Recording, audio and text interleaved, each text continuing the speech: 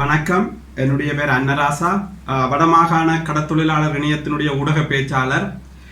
இன்றைய தினம் இந்த ஊடக சந்திப்பின் பிரதான நோக்கம் வடக்கிலே இருக்கின்ற பாரம்பரிய சிறு கடற்தொழிலாளர்கள் பாதிக்கப்பட்டு கொண்டிருக்கிறார்கள். இந்த பாதிப்பு தொடர்பாக நாங்கள் நீதி கேட்டு கடிதங்கள் அனுப்பினாலும் கூட எங்களுக்கு நியாயமான தீர்வு கிடைக்கவில்லை. அதிலும் குறிப்பாக நேற்று முன்தினம் வெள்ளிக்கிழமை வடக்கு மாகாண ஆளுநர் தலைமையிலே கடற்தொழில் திணைக்களம் சார்ந்த அதிகாரிகள் ஒரு கலந்துரையாடலை மேற்கொண்டிருக்கின்றார்கள். இந்த கலந்துரையாடலிலே கடல் அட்டை பண்ணை தொடர்பாக சில தீர்மானங்கள் எடுக்கப்பட்டதாகவும் அதை கலந்துரையாடியதாகவும் நாங்கள் ஊடகங்கள் வாயிலாக அறிந்திருக்கின்றோம். ஆனால் 2024 ஆண்டு 12ஆம் மாதம் 21ஆம் திகதி வடமாகாணத்தை பிரதிநிதிப்படுத்துகின்ற பாரம்பரிய சிறு கடற்தொழிலாளர்கள் வடக்கு மாகாண ஆளுநர் அவர்களை சந்தித்து இந்த கடல் அட்டை பண்ணையினால் சிறு தொழிலாளர்கள் பாரம்பரிய முறையிலே செய்கிற தொழிலாளர்கள் நாங்கள் பாதிக்கப்படுகிறோம். இதிலே முறையற்ற விதத்திலே பிரதேச செயலகங்கள் காணி வழங்குகின்றது. பிரதேச செயலகங்களும் சரி, கரையோரம் பேணல் திணைக்களமும் சரி, முறையற்ற விதத்திலே மாறி மாறி உண்மைக்கு புறம்பான தகவலறையும் சட்டம் ஊடாக மீனவர்களாகிய எங்களுக்கு வழங்கி எங்களை கருவறுத்து செயல்படுகிறது என்ற கருத்தை நாங்கள் ஆளுநர் அவரிடம் வைத்திருந்தோம். ஆனால் இன்று வரைக்கும் அதற்கு வடக்கு ஆளுநர் தீர்வு பெற்று தரவில்லை. தொடர்ந்தும் ஆளுநர் அவர்கள் வடக்குக்கு பதவியேற்ற போது கூட நாங்கள் ஒரு நியாயமான நிர்வாகத்தை அல்லது ஒரு சட்டத்தின் ஆட்சியை கிடைக்கும் என்று நாங்கள் எதிர்பார்த்திருந்தோம். அந்த எதிர்பார்ப்பு நேற்று முன்தினம் எங்களுக்கு மிக கவலை அளிக்கிறது. ஆளுநருடைய செயல்பாடு, நாங்கள் கடல் அட்டை பண்ணையை விஞ்ஞான ரீதியான ஆய்வுகள் மேற்கொண்டு சிறு பாரம்பரிய கடற்தொழிலாளர்களுக்கு பாதிப்பில்லாத வகையிலே நடைமுறைப்படுத்தப்பட வேண்டும் என்று நாங்கள் கூறினாலும் அரசாங்கத்தின் எந்தவித விஞ்ஞான ரீதியான ஆய்வுகளும் இன்றைய தினம் எங்களுடைய வடக்கு மாகாண ஆளுநர் வேதநாயகன் ஐயா அவர்களுக்கு நாங்கள் ஒரு சிறு கடற்தொழிலாளர் கூடுகின்றோம். வடக்கிலே இருக்கின்ற கடல் அட்டை பண்ணைகள் சட்ட விரோதத்துக்கு முறையாக இருக்கின்றது என்பதை மீனவர் நாங்கள் தெரிவிக்கின்றோம்.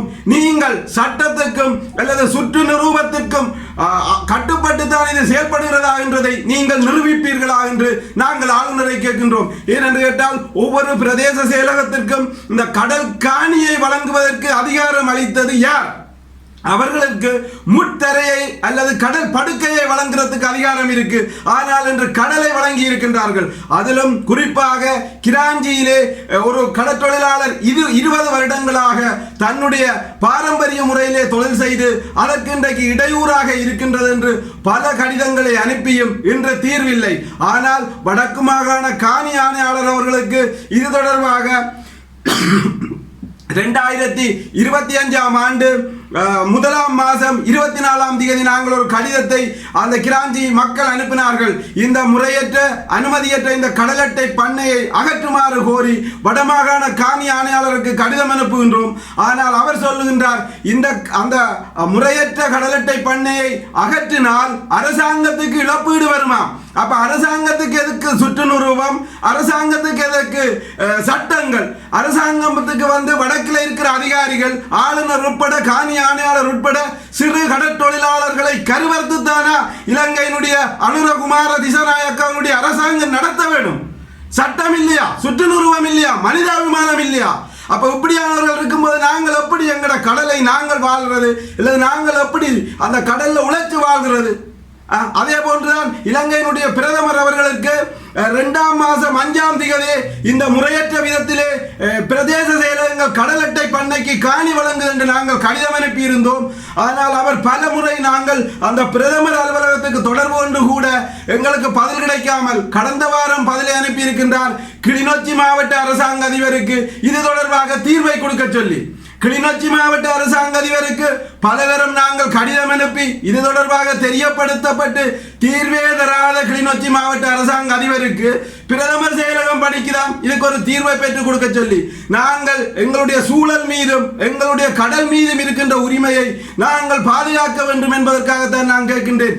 இந்த கடல் அட்டை வளர்ப்பிலே ஈடுபடுகின்ற பிரதான பங்கு வகிக்கின்ற நெக்டா நிறுவனத்தினுடைய பணிப்பாளரையும் சரி, வடக்கு மாகாண ஆளுநரையும் சரி, கரையோரம் பேணல் பாதுகாப்பு திணைக்களத்தின் அதிகாரியையும் சரி, வடக்கு மாகாண காணி ஆணையாளரையும் சரி, நாங்கள் கடலிலே கண்பிழித்து வாழ்கின்ற கடற்றொழில் சமூகம் உங்களை கேட்கின்றோம். நீங்கள் சட்ட ரீதியாக விஞ்ஞான ரீதியான ஆய்வுகள் மேற்கொண்டு சூழலுக்கும் கடலுக்கும் பாரம்பரிய தொழிலாளருக்கும் பாதிப்பில்லாமல் தானா இந்த கடல் அட்டை பண்ணையை நீங்கள் அனுமதி அளிக்கின்றீர்கள் என்று பகிரங்கமாக நீங்கள் அறிவியுங்கள் பார்ப்போம்.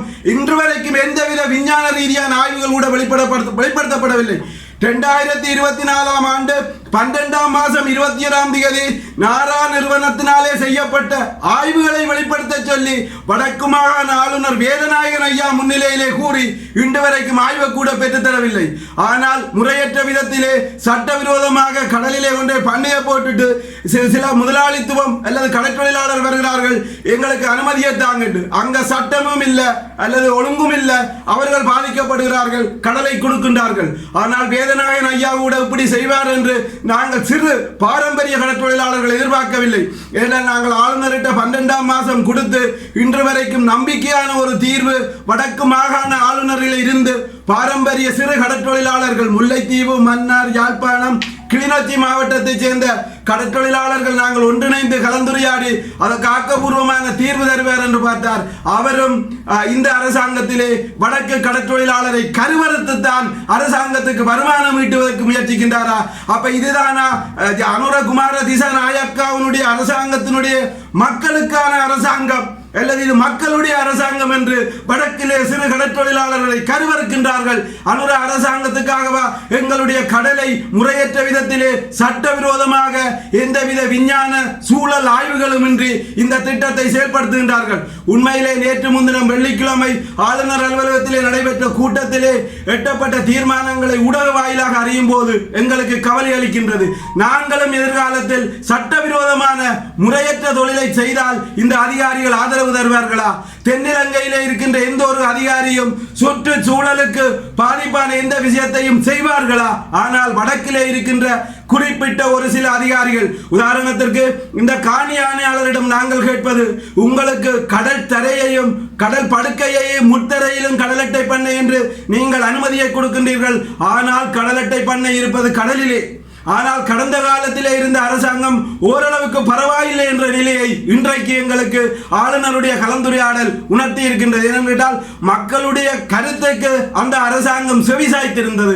ஆனால் அனுரகுமார திசாநாயக்க அரசாங்கம் மக்களுக்கான அரசாங்கம் என்று சொல்லி மக்களுடைய கருத்துக்கோ அல்லது அந்த சுற்றுச்சூழல் என்ற கருத்துக்கே இடமில்லாமல் இவர்கள் செயல்படுகிறார்கள். இது வேதனை அளிக்கின்றது. இது மீண்டும் மீனவர்களுக்கு இடையிலே ஒரு மோதலை உருவாக்குவதற்கு அனுரகுமார திசாநாயக்க அரசாங்கம் வடக்கிலே திட்டமிட்டு செயல்படுகிறது. அதற்கு ஆளுநர் அவர்களை கனகச்சிதமாக கையாளுகின்றார்கள். எனவேதான் ஆளுநர் ஐயா அவர்களே, உங்களை நம்பிய பாரம்பரிய சிறு கடற்தொழில் சமூகம் சொல்கின்றது, நீங்கள் கடல் அட்டை பண்ணையை வழங்குங்கோ. சட்ட ரீதியாக விஞ்ஞான ரீதியான ஆய்வுகளை மேற்கொண்டு எதுவுமே இல்லாமல் உங்களுடைய அலுவலகத்திலே கூட்டம் கூடிட்டு ஆளுநர் அலுவலகத்திலே கூட்டம் கூடியாச்சு, ஆளுநர் சொல்லிவிட்டார் கடல் அட்டை பண்ணையை கொடுங்கொன்று. வாயால சொல்கிறீர்களா, எழுத்து மூலம் சொல்கிறீர்களா என்று கூட எங்களால் அறிய முடியாமல் இருக்கின்றது. எனவேதான் நாங்கள் கூறுவது, இதை முறையற்ற விதத்திலே இந்த செயற்பாடுகளை நிறுத்தி பாரம்பரிய சிறு கடற்தொழிலாளர்கள் உரிமையை நீங்களாவது பாதுகாத்துக் கொள்ளுங்கள். எங்களுடைய அனுர அரசாங்கத்தின் மீது எங்களுக்கு நம்பிக்கை இல்லை. இந்த கடற்தொழிலாளர்களுடைய உரிமையை பாதுகாத்து தரும் என்றதிலே எள்ளளவேனும் எங்களுக்கு நம்பிக்கை இல்லை என்ற செய்தியை நாங்கள் ஆளுநர் அவர்களுக்கும் தெரியப்படுத்திக் கொண்டு அனுரகுமார திசாநாயக்க அரசாங்கத்துக்கு இதை தெரியப்படுத்துகின்றோம். நாங்கள் உரிய ஆவணங்களோடு அல்லது பொதுவெளியிலே இதை வெளிப்படுத்துகின்றோம். நீங்கள் கூறுங்கள். அதிலும் குறிப்பாக நெக்டா நிறுவனம் இந்த கடல் அட்டை பண்ணையை வழங்கும் போது உரிய அனுமதிகளோடு தான் வழங்குகின்றதா என்றதை அவரிடம் நாங்கள் கேட்க விரும்புகின்றோம். அதே போன்றுதான் அனுர அரசாங்கத்திலே கிளீன் ஸ்ரீலங்கா என்ற ஒரு திட்டத்தை ஆரம்பித்து ஊடகங்களுக்கும் அல்லது கிளீன் ஸ்ரீலங்கா என்று வெளிப்படுத்திக் கொண்டிருக்கின்ற அனுரகுமார திசாநாயக்க அரசாங்கத்துக்கு சொல்கின்றோம், ஊர்காவற்றுறை பிரதேச செயலர் பிரிவிலே பருத்தித்தீவு பகுதியிலே அனுமதியற்ற கடல் அட்டை பண்ணைகள் அங்கே போடப்பட்டு இன்று கைவிடப்பட்டு அகற்ற முடியாமல் இருக்கிறது. அதை போட்டவர் இன்று பிரித்தானியாவிலே உல்லாசமாக வாழ்கின்றார். ஆனால் கடலிலே போடப்பட்ட ஜிஐ பைப் என்று சொல்ற பைப்பு இன்றைக்கும் பருத்தி லட்சத்தீவு அண்மித்த பகுதியிலே கடலிலே இருந்து மீனவருக்கு மிக பெரும் பாதிப்பை ஏற்படுத்துகின்றது. இதை கையாளுவதற்கு முடியாத ஆளுநருடைய கூட்டத்திலே இந்த கருத்தை நாங்கள் முன்வைத்து இல்லை என்றால் எங்கள்கிட்ட விடுங்க அந்த பைப்பை நாங்கள் பிடுங்கி அகற்றுகின்றோம் என்று. ஆனால் அரசாங்கத்துக்கு காசு சேர்த்து கொடுக்க வலிக்கிற அதிகாரிகள் எங்களுடைய சூழலை பற்றி ஏன் சிந்திக்கிறீர்கள்? இல்லை, இதை அகற்றுறதுக்கு உங்களுக்கு திராணி இல்லையா? இல்லை உங்களுக்கு முடியாதா? வெறுமனே நீங்கள் அலுவலகத்தில் இருந்து கொண்டு எங்களை அழிச்சுத்தான் அனுராக்கு காசு கொடுக்க வேண்டும் அல்லது அதனாலதான் அரசாங்கத்துக்கு வருமானம் பெறுகின்றா எங்களையும் ஒரு நாட்டுக்கு வித்து விடுங்கோ. அதிலும் குறிப்பாக காணி ஆணையாளர் கடிதம் எங்களுக்கு கவலை அளிக்கிறது. 2025 ஆண்டு 2ஆம் மாதம் அந்த கடிதத்துக்கு பதில் வந்திருக்கிறார் காணி ஆணையாளர். அப்ப இந்த பதில்களை பார்த்து நாங்கள் எங்க போய் இந்த கலெக்டர் சமூகம் கடலை விட்டு வேறு எங்க இறங்குறது என்ற ஒரு துப்பாக்கிய நிலைக்கு இந்த அரசு குறிப்பிட்ட சில அரசு அதிகாரிகளால் அல்லது குறிப்பிட்ட சில அரசு திணைக்களங்கள், ஒன்று கரையோரம் பேணல் திணைக்களம், 2வது வடமாகாண காணி ஆணையாளர், 3வது குறிப்பிட்ட சில பிரதேச செயலகங்கள், அதே போன்று மத்திய சுற்றுச்சூழல் அதிகார சபை, நாரா நிறுவனம், நெக்டா நிறுவனம் போன்ற நிறுவனங்களினாலே இன்று சிறு பாரம்பரிய கடற்தொழிலாளர்களை கருவறுக்கின்ற செயல்பாட்டை இவர்கள் செய்கின்றார்கள். அதிலும் குறிப்பாக இந்த நெக்டா நிறுவனம் வடக்கிலே கால் ஊன்ற வேண்டும் என்பதற்காக இந்த கடல் அட்டை பண்ணையை சூழலுக்கும் மீனவருக்கும் பாதிப்பான முறையில் இருந்தாலும் மீனவ சமூகத்தை தூண்டி விடுது. நீங்க கவர்னர்கிட்ட போங்க கடல் அட்டை பண்ண வர சொல்லி, அப்படி போனாதான் அவற்றை இருப்பு வடக்கில் இருக்கும்.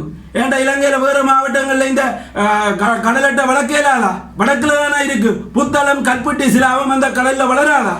அப்ப இவர்களுடைய இருப்பை தக்க வைத்துக் கொள்வதற்காக எங்களுடைய கடலை அழிப்பதற்கு நெக்டா நிறுவனம் அதனுடைய பணிப்பாளர் துணை போகின்றார். அவர் மீனவர்களுக்கு இடையிலே மிகப்பெரிய முரண்பாட்டை தோற்றுவித்து ஆளுநர் அல்லது கடற்தொழில் அமைச்சரிடையே சட்டவிரோதமான செயல்பாட்டாளரை திட்டமிட்டு அனுப்பி வைக்கின்ற செயல்பாட்டை அவர் செய்வதாக மீனவர்கள் கூறுகிறார்கள்.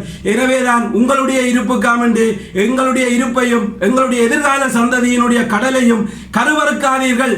ஆளுநர் அவர்களே, கருவறுக்காதீர்கள். இல்லையே நீங்கள் வெளிப்படையா சொல்லிவிடுங்க, கடலை நாங்கள் முதலீட்டுக்கு வடக்கில் இருந்து தமிழரை அழிச்சு அரசாங்கத்துக்கு அனுரா அரசாங்கத்தை நடத்துறதுக்கு காசு சேர்த்து கொடுக்க போறோம்டா, நாங்கள் கடற்தொழிலை விட்டுட்டு வேறு தொழிலுக்கு மாறுகின்றோம். அதற்கு பிறகு அனுராக்கு நீங்கள் எந்த முறையற்ற சட்டவிரோத சுற்றுநிறுவங்கள் எல்லாம் போட்டுட்டு மக்கள் ஆட்சி என்று சொல்லாம அனுராவை வாழ வைக்க வடக்கு சிறு கடற்தொழிலாளரை அழிக்கின்ற ஆட்சி என்ற பெயரோடு நாங்கள் இதிலே இருந்து ஒதுங்குகின்றோம் என்ற செய்தியை வடக்கு மாகாண ஆளுநருக்கும் இலங்கையினுடைய ஜனாதிபதி அனுரகுமார திசாநாயக்க அவர்களுக்கும் பிரதமர் அவர்களே, உங்களுக்கும் அனுப்பின கடிதத்தில் நீங்கள் தீர்வு தருவீர்கள். ஆனால் உங்களுடைய தீர்வு கிளிநொச்சி மாவட்ட அரசாங்க அதிபரை சொல்யூஷன் கொடுக்க சொல்லி போறேன். அவையெல்லாம் சொல்யூஷன் கேட்டு ஒட்டேலாம தான் உங்கள்கிட்ட ஒட்டுவீங்க என்று நாங்கள் அனுப்பினாங்க. நீங்களும் திருப்பி அங்க விட்டா நாங்கள் எங்க போய் முடையிறது என்ற ஒரு கேள்வியோடு நாங்கள் இருக்கின்றோம். எனவேதான் நாங்கள் எங்களுடைய சூழலும் எங்களுடைய கடலும் எங்களுடைய வாழ்வையும் பற்றி நாங்கள் தொடர்ந்து வலியுறுத்தி கொண்டிருப்போம். இதுக்குரிய தீர்வு கிடைக்கும் வரை நாங்கள் எங்களுடைய கருத்தை தெரிவிப்போம். நன்றி.